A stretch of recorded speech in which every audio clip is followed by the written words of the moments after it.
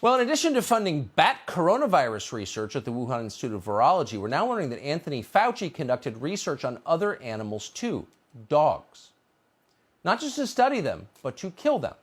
According to documents obtained by the White Coat Waste Project, last year the National Institute of Allergy and Infectious Diseases, that's the place that Fauci runs and has for many years, paid $400,000 a year to run it, gave money to the University of Georgia to infect 28 beagles with parasites. They allowed the dogs to develop infections for months, and then they killed them. Kathy Guillermo is a senior VP at PETA, and we are happy to have her on tonight. Kathy, thanks so much for coming on. My pleasure. Hurting dogs under any circumstances, I think, is deeply upsetting to most normal people, certainly to me. You could probably make a case, if they're going to save your child's life, okay.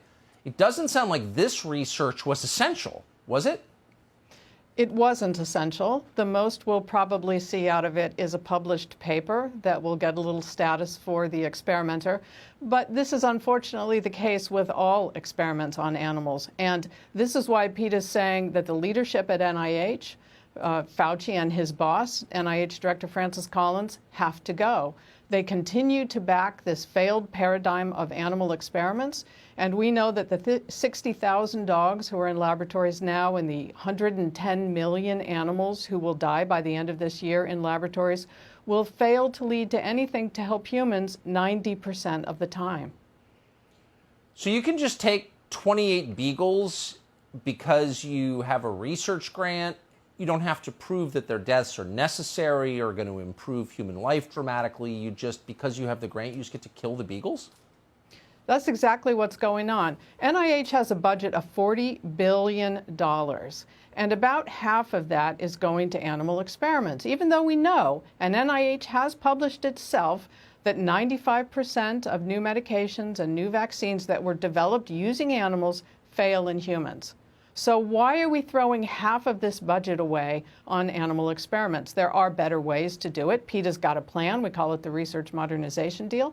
And it's a very common sense, straightforward way to get us out of this quagmire that has been in place for the last 70 years that NIH continues to support.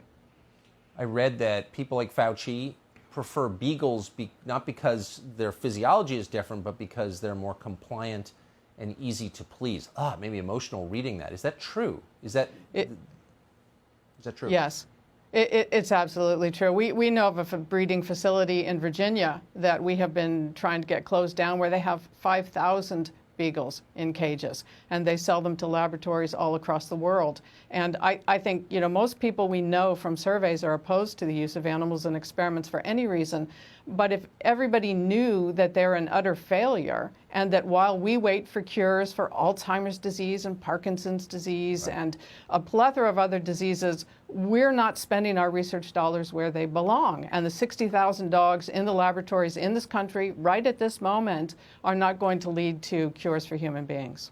They're choosing the dogs specifically because they're sweet and they want to please you. Yeah, that tells you a lot. That's right. A lot about them. Kathy, I appreciate your coming on tonight. Thank you very much.